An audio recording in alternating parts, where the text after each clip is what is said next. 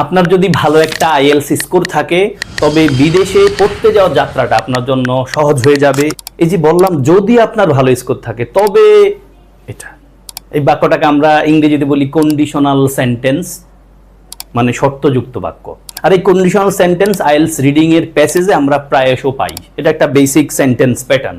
আজকের ক্লাসে আমরা এই কন্ডিশনাল সেন্টেন্সের বেসিক্সটা জানবো, দেন আমরা কিছু প্র্যাকটিস করব ক্যামব্রিজ থেকে সরাসরি। চলেন আমরা শুরু করে দেই।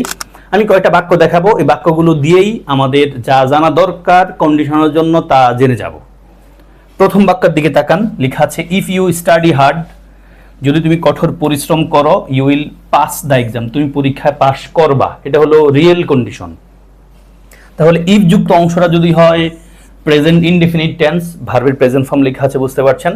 অন্য পাশে হবে ফিউচার ইনডেফিনিট টেন্স, পাশে উইলের জায়গায় ক্যান, মে এগুলো হতে পারে। সেকেন্ড বাক্যে আসেন, ইফ ইউ স্টাডিড হার্ডার, যদি তুমি কঠোর পরিশ্রম করতা, ইউ উড পাস, তুমি পরীক্ষা পাস করতা। দেখেন ইফ যুক্ত অংশ যদি হয় পাস্ট ইনডেফিনিট, অন্য পাশে হবে উড, উঠে যায় কুড, মাইট হতে পারে ভার্বের বেস ফর্ম। তারপর আসেন if you had studied harder, if যুক্ত অংশ যদি হয় পাস্ট পারফেক্ট, অন্য পাশে হবে উড, উঠে যায় কুড, মাইট হতে পারে, তারপর হ্যাভ, তারপর ভার্বের পাস্ট পার্টিসিপাল ফর্ম। এই বাক্যের অর্থ হলো যদি তুমি কঠোর পরিশ্রম করতা তবে তুমি পাস করতা। আপনার কাছে মনে হতে পারে সেকেন্ড আর থার্ড যে বাক্যটা দুটোর অর্থ একরকম, একটু পার্থক্য আছে। সেকেন্ড বাক্যটাকে আমরা ইংলিশ গ্রামারে বলি সেকেন্ড কন্ডিশনাল, থার্ড বাক্যটাকে বলি আমরা থার্ড কন্ডিশনাল। স্ট্রাকচার তো দেখতে পেয়েছেন, ইফ যুক্ত অংশ পাস্ট ইনডেফিনিট টেন্স, অন্য পাশে উড, কুড, মাইট ভার্বের বেস ফর্ম। আর থার্ড কন্ডিশনালে বলছি ইফ যুক্ত অংশ পাস্ট পারফেক্ট, অন্য পাশে উড, কুড, মাইট, হ্যাভ ভার্বের পাস্ট পার্টিসিপাল ফর্ম। মূল পার্থক্যটা হলো এই সেকেন্ড কন্ডিশনাল দ্বারা বর্তমান বা ভবিষ্যতের কল্পনা বোঝায়, আর থার্ড কন্ডিশনাল দ্বারা অতীতের একটা রিগ্রেট, আক্ষেপ বোঝায়। আমি বাংলা যদি আপনাদেরকে দেখাতে চাই কথাটা, দেখেন সেকেন্ড কন্ডিশনাল ইকুয়ালস বর্তমান বা ভবিষ্যতের একটা কল্পনা, আর থার্ড কন্ডিশনাল মানে হলো আগের আক্ষেপ। ফলে আমাদের এই থার্ড বাক্যের অর্থ কি দ্বারা, if you had studied harder, যদি তুমি কঠোর পরিশ্রম করতা তবে তুমি পরীক্ষায় পাস করতা। তার মানে কি, তুমি কঠোর পরিশ্রম করো নাই, পরীক্ষায় ফেল করে ফেলছো। এই কথাটার একটা প্রয়োগ পাবেন আমি যখন আপনাকে প্র্যাকটিস করাবো। এবার ফোর্থ বাক্যটার দিকে আমরা তাকাই। এরকম বাক্য আমাদের ক্যামব্রিজে দেখা যায়, I will not sing the song unless you sing it with me, আমি গানটা গাইবো না যদি তুমি আমার সাথে না গাও। এই আনলেস বাক্যের অর্থ, শব্দটার অর্থ কি, যদি না। খেয়াল রাখবেন আনলেস শব্দটা নিজে নেগেটিভ, ফলে আনলেস যুক্ত বাক্য আর একটা নট আসতে পারে না। এবং আনলেস শব্দটা কিসের অর্থ দেয়, ইফ এবং নটের অর্থ দেয়। তার মানে হলো আপনি এক নম্বর বাক্যের অর্থ যা দিবে, দুই নম্বর এই চার নম্বর বাক্যের প্যাটার্নটা কিন্তু তাই হবে। এখানে বলছে I will not sing the song, আমি গানটা গাইবো না, unless you sing it with me, যদি তুমি আমার সাথে না গাও। এটার একবার সহজ ভার্সন হইলো I will not sing the song if you do not sing it with me. তাহলে ইফ যুক্ত নেগেটিভ বাক্যের অর্থ যা হবে ভাই, আনলেস যুক্ত বাক্যের অর্থ কিন্তু তাই হবে। এ হলো আমাদের কন্ডিশনালের বেসিক। এবার আমি আপনাকে নিয়ে কোথায় যাব, প্র্যাকটিসে যাব। আসেন, প্রথমত এটা হলো আমাদের প্যাসেজ। আমরা এখান থেকে 3টা প্রশ্ন সমাধান করব। আমরা যেমনটা করে থাকি, আমরা আগে কোয়েশ্চেন পড়ব, তারপর এটা অনুযায়ী প্যাসেজ পড়ব, তারপর আনসারটা মিলাবো। আপনি একটু কাজ করেন, আমি অবশ্যই ক্যামব্রিজ থেকেও দেখাবো আপনাকে একটু পরেই। আসেন, global carbon emissions will decrease if renewable energy use grows substantially, মানে খুব করে যখন বেড়ে যায়। এখন এই বাক্যটাকে আপনি প্যাসেজের সাথে মিলান, যদি মিলে যায় ট্রু বলবেন, না মিললে আপনি ফলস বলবেন। আমরা নট গিভেন নিয়ে এখন কথা না বলি, যেহেতু আমরা বেসিক নিয়ে কাজ করছি এখন। দেখেন ভাই, উত্তর কিন্তু মিলে যায় হুবহু, তাই না? আমাদের প্যাসেজের শুরুর দিকেই বলছে if renewable energy use increases significantly. তো ইনক্রিজ যেটা ভাই, এটাই কিন্তু গ্রোজ। এবং আমি আপনাদেরকে আগেও বলেছিলাম আইএলস এর প্রস্তুতিতে প্যারাফ্রেজিং একটা জোস স্কিল। এটা রিডিং আপনার লাগবেই, ব্যবহার করতে হবে অনেক, রাইটিংও আপনার ব্যবহার করতে হবে টাস্ক 1 টাস্ক 2-তে, লিসেনিংও আপনি এটা পাবেন, আর স্পিকিংয়ে তো এটা ব্যবহার করতেই হয়। অনেক ক্ষেত্রেই প্রশ্নকর্তার প্রশ্নের সাথে মিল রেখে আমরা প্যারাফ্রেজ করতে হয়। তো দেখেন এখানে গ্রোজ আছে, ওখানে ইনক্রিজ লিখেছে, এখানে সিগনিফিক্যান্টলি লিখেছে, এখানে সাবস্টেন্সিয়ালি লিখেছে, কথা কিন্তু সেম এবং আইডিয়াও same. If renewable energy use increases significantly global carbon emissions will decrease. Decrease মানে কি, কমে যাবে। দেখেন এখানে কিন্তু ঠিকই রেখেছে। তাহলে আমরা এখানে ইফ যুক্ত ক্লজটা বাক্যের মাঝে আছে, আর এখানে ইফ যুক্ত ক্লজটা বাক্যের শুরুতে আছে। এই হলো পার্থক্য, আর দুটো শব্দ শুধু চেঞ্জ করেছে ওনারা। তার মানে আমাদের উত্তর কি ভাই? সেম উত্তর আপনি অবশ্যই নিয়েছেন কি? উত্তর হবে ট্রু। উত্তর হবে কি? ট্রু। এরপরে আসেন নেক্সট কোশ্চেনে আমরা যাই। নেক্সট কোশ্চেনটা হলো এই, international laws were strictly enforced to slow down climate change in the past. তারপরে ইন্টারন্যাশনাল লজ খুব করে এনফোর্স করা হয়েছে স্লো ডাউন করতে climate change in the past, অতীতে। তাহলে আপনি এই কথাটার সাথে প্যাসেজে একটু পড়েন, আমরা তো এখানে পড়ে ফেলেছি। এরপর দেখেন, however if governments fail to invest in green technology, fossil fuel consumption is likely to continue. Scientists claim that if strict international laws had been enforced earlier, the pace of global warming would have slowed. খুব ভালো কথা। আমি বলেছিলাম third conditional বুঝলে আপনি উত্তরটা সহজে পেরে যাবেন ভাই। ট্রাই করেন আপনি। উত্তর কি হবে, ট্রু নাকি ফলস?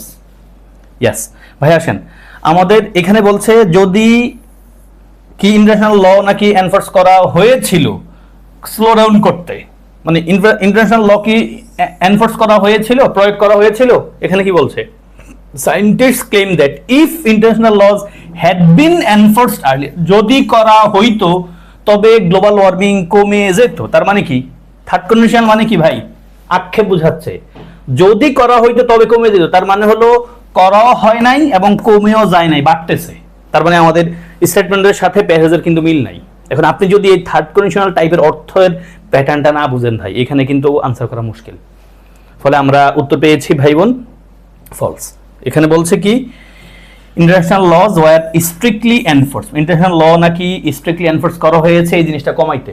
এখন আমাদের প্যাসেজে কি বলছে? প্যাসেজে কিন্তু কমাইতে ওরা যে ডিরেক্টলি বলে নাই, ঘুরে ফিরে বলছে scientist claim that if international laws had been enforced earlier, যদি করা হইতো আগে তবে the pace of global warming would have slowed, কমিয়ে যাইতো। তার মানে কি ভাই? করাও হয় নাই, কমেও যায় নাই, কথার সাথে মিলে না, ফলে ফলস। এরপর আসেন আমাদের third question, the effects of climate change will be permanent if action is delayed. Climate চেঞ্জের ইফেক্টস পার্মানেন্ট হবে যদি অ্যাকশন দেরিতে নেওয়া হয় বা অ্যাকশন নিতে দেরি হয়। এই কথাটা মিলে নাকি মিলে না? মিললে ট্রু দিবেন, না মিললে ফলস দিবেন। পেজ পড়েন, আমরা তো পড়ে ফেলেছিলাম এই দূর পর্যন্ত।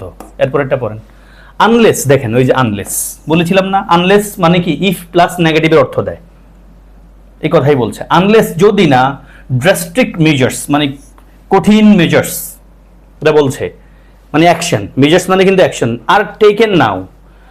আনলেস বাক্যের অর্থ বুঝতে হবে ভাই বোন এখানে।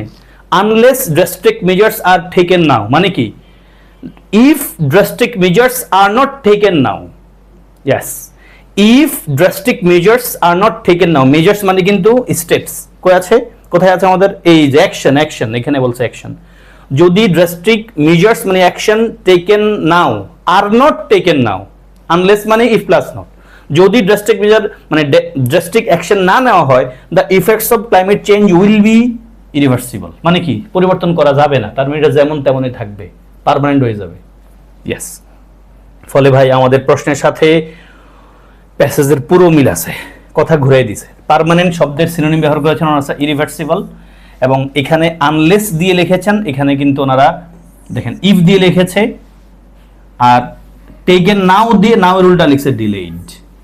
দেখছেন, মূল আইডিয়া বুঝলে কিন্তু হয়ে যাবে। এবং প্যারাফ্রেজ এখানে বলছে ক্লাইমেট চেঞ্জের ইফেক্টস পার্মানেন্ট হয়ে যাবে যদি অ্যাকশনটা নিতে দেরি হয়। আর এখানে বলছে অ্যাকশন নিতে ড্রাস্টিক মেজার্স মানে কিন্তু অ্যাকশন, অ্যাকশন নিতে যদি অ্যাকশন এখন না নেওয়া হয় তবে কিন্তু এটা ইরিভার্সিবল হয়ে যাবে, মানে কি এটা পরিবর্তন করা যাবে না, মানে পার্মানেন্ট থেকে যাবে। কথা কিন্তু সেম বলছে, ঘুরে ফিরে বলছে। আশা করি বুঝতে পেরেছেন ভাই বোন। এরপর আসেন আমরা ক্যামব্রিজ 10 টেস্ট 3 একটা প্যাসেজের নাম হলো কি বিয়ন্ড দ্য ব্লু হরাইজন। এখান থেকে একটা কোশ্চেন পড়বো। এটা হলো আমাদের টেক্সট। প্রশ্নটা কি? প্রশ্নটা হলো অনেক বড়। আসেন, এই হলো একটা এমসিকিউ, যেটা একটা কঠিন টাইপের কোশ্চেন বলে আমরা জানি। কোশ্চেনটা কি, what does the sentence imply about the discovery of burial site. তো এটা হলো আমাদের সেন্টেন্স, প্যাসেজের একটা সেন্টেন্স। আপনি সেন্টেন্সটা আগে পড়বেন, এমসিকিউতে আমরা এসে আগে আমাদের ক্লু যেখানে আছে ক্লু দিয়ে করি। বলছে what does the sentence imply about the discovery of burial site. এই সেন্টেন্সটা পড়েন, সেন্টেন্স পড়ে আপনি অর্থ বুঝলে আনসার করে ফেলতে পারবেন। কি বলছে ভাই, সেন্টেন্সটা পড়ি। ইফ দ্য লাপিটা পিপল, মানে এই মানুষজন, হ্যাড নট সেটেলড অন ইফেক্টলি। এখন ভাই হ্যাড নট সেটেলের অর্থ তো জানেন, মানে পাস্ট পারফেক্ট মোড, মানে এটা অবাস্তবের দিকে যাচ্ছে, কিন্তু আনরিয়েল এবং অতীতের আক্ষেপ বোঝাচ্ছে, পাস্ট রিগ্রেট। তাহলে if Lapita people had not settled on Efate, একটা লোকেশনের কথা বলছে, যদি এই জায়গা তারা সেটেল না হইতো, the burial site would not have been discovered, burial site discovered হইতো না। বুঝছেন কথা, ঘুরে দিলাম। এখানে নেগেটিভ মুড আছে, যদি সেটেল না হইতো তবে বেরিয়াল সাইটটা ডিসকভার হইতো না। তার মানে কি, সেটেল যেহেতু হইছে সেই কারণে ডিসকভারও হইছে। তার মানে কি, সেটেলডের কারণে ডিসকভারিটা আসছে। এই কথাটা আপনি প্যাসেজে কিন্তু পাবেন। দেখেন, the burial site was discovered by accident, না বাই অ্যাক্সিডেন্ট না, মানে এমনি পায় গেছে, সেটেলড হইছে তারপরে পাইছে। তারপরে the burial site was intentionally hidden, এমন কথাবার্তা আমাদের সেন্টেন্সে বলে নাই। The burial site was discovered due to, দেখেন ভাই উত্তর পেয়ে গেছে, ডিউ টু মানে কারণ কিন্তু। তাহলে the burial site was discovered, burial site discover করা হয়েছিল due to the settlement of the Lapita people, মানে সেটেলমেন্টের কারণে এই ডিসকভারিটা হয়েছে। দেখেন ভাই, এই জন্য থার্ড কন্ডিশনাল অর্থ বুঝতে হয়। ওকে, দেন আমরা সামনে যাব। Cambridge 12 test 6, the risk of cigarette smoke. এখান থেকে একটা প্যাসেজ আমরা একটা কোয়েশ্চেন নিব। এই হলো আমাদের কোয়েশ্চেন। আসেন আগে স্টেটমেন্ট পড়েন। Exposure two second hand smoke. Second hand smoke নিশ্চয়ই বোঝেন, আপনি স্মোক করেন না, কিন্তু আপনার পাশে কেউ একজন স্মোক করতেছে। Exposure two second hand smoke for a long time, লম্বা সময় ধরে, ক্যান ইনক্রিজ করতে পারে the likelihood of heart problems, heart problem বাড়ায় ফেলতে পারে। তাহলে এটার সাথে প্যাসেজ মিলে কিনা। If people are expose two, ওটা কিন্তু এক্সপোজার, দেখেন এখানে ভার্ব আকারে ব্যবহার করছে আর এখানে কিন্তু নাউন আকারে ব্যবহার করছে। আমরা আইএলস রিডিং এটা অনেক দেখবো, কোয়েশ্চেন আর প্যাসেজে ওয়ার্ড সেম হলে ওনারা কিন্তু ফরম্যাট চেঞ্জ করে ফেলে, নাউন থাকলে ভার্ব, ভার্ব থাকলে নাউন, এটা ঘুরে ফিরে অ্যাজেটিভ বানায় ফেলে। If people are expose to second hand smoke for long periods, ভাই লং পিরিয়ডস যা সেটাই কিন্তু এখানে বলছে for long time, for an extended টাইমও হতে পারে। তাহলে দেখেন আমাদের মূল কথা কিন্তু এই পাশে পর্যন্ত মিল আছে। ক্যান ইনক্রিজ দ্য লাইকলিহুড, দেখি তো আমরা মিলে কিনা। The risk of developing heart disease increase significantly, ভাই পুরোপুরি মিলে, পুরোপুরি মিলে, দেখেন পুরো প্যাসেজে মিলে। তাহলে exposure two second hand smoke for a long time can increase, বাড়াইতে পারে লাইকলিহুড অফ হার্ট প্রবলেম, মানে সেকেন্ড হ্যান্ড স্মোকের কারণে লম্বা সময় ধরে এটা কি হতে পারে, হার্ট প্রবলেম বাড়াইতে পারে। এই কথা এখানে বলছে। If people are expose to second hand smoke for long periods their risk of developing মানে কি ভাই, এই যে ইনক্রিজিং, কিন্তু এখানে ওটাই বলছে। Developing heart disease increases significantly, increase শব্দ ডাইরেক্ট আসেও কিন্তু, দেখেন ডিরেক্টলি বলে দিয়েছে। ওকে, তাহলে আমরা উত্তর পেয়ে গেছি এখানে true. And then Cambridge 18 test 1, তবে এটা জিটি থেকে নেওয়া, মানে জেনারেল টেস্ট যেটা। What to do if your clothes have been lost or damaged by a dry cleaner. দেখেন একটা পেজের একটা লাইন নিয়েছি, করেন আগে আপনি এটা করেন।